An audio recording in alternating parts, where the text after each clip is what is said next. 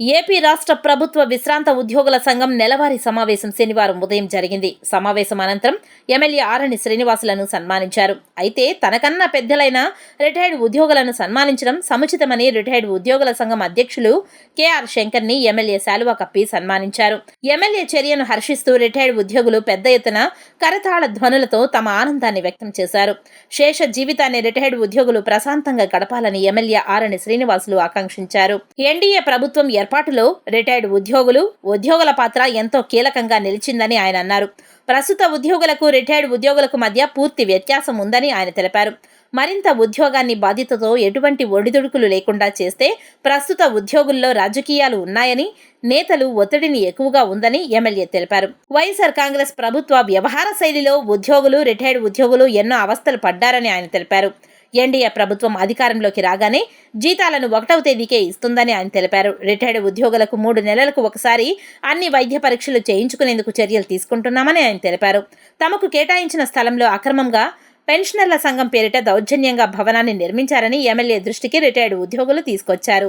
దీనిపై అధికారులతో చర్చించి చర్యలు తీసుకుంటామని ఎమ్మెల్యే తెలిపారు. ఈ కార్యక్రమంలో మాజీ ఎమ్మెల్యే సుగుణమ్మ, బుల్లెట్ రమణ, మునిశేఖర్ రాయల్, రమణారాజు, జనసేన నాయకులు రాజారెడ్డి, లోకేష్, బాబ్జీ, రాజేష్, రిటైర్డ్ ఉద్యోగుల సంఘం నేతలు వెంకటేశం శెట్టి, ఎన్జీ మునికృష్ణయ్య, సిద్ధయ్య, గోపాల్, బి వెంకటరమణ, చింతకాయల కృష్ణయ్య, వెంకటరమణ తదితరులు పాల్గొన్నారు.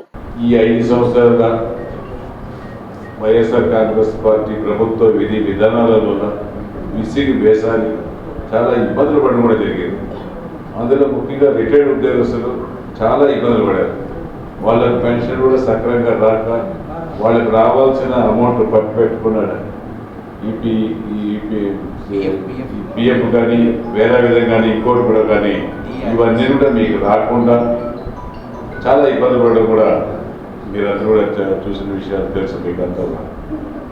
అసలు జీతాలు కూడా ఇప్పుడు చేస్తున్న ఉద్యోగులకు ఎప్పుడు వస్తాయో తెలియని పరిస్థితి కూడా ఉండేది. ఎన్డీఏ కూటమి ప్రభుత్వం వచ్చిన తర్వాత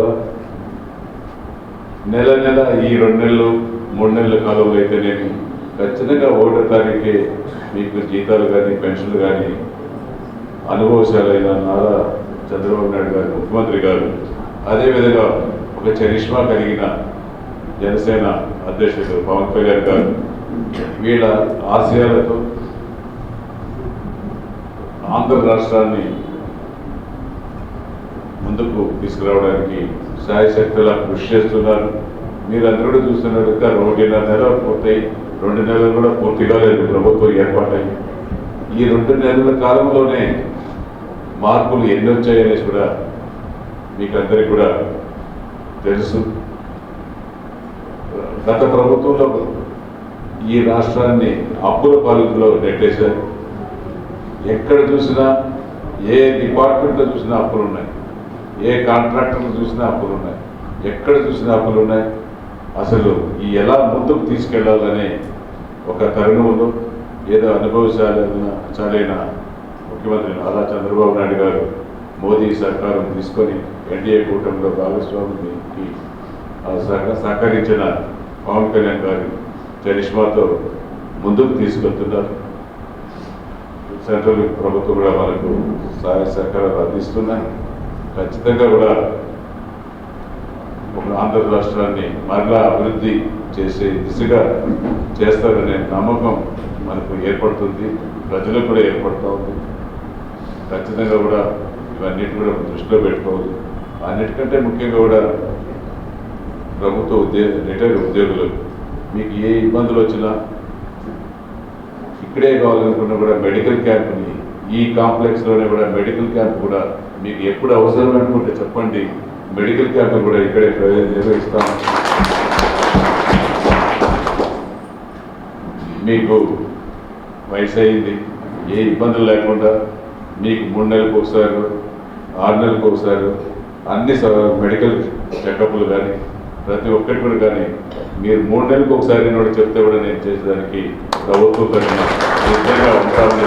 తిరుపతి నగరంలో ఉన్నటువంటి జిల్లా రిటైర్డ్ పెన్షనర్స్ అసోసియేషన్ భవనంలో సమావేశం ఏర్పాటు చేసుకోవడం చాలా సంతోషదాయకం. ముఖ్యంగా ఈ భవనం అనేది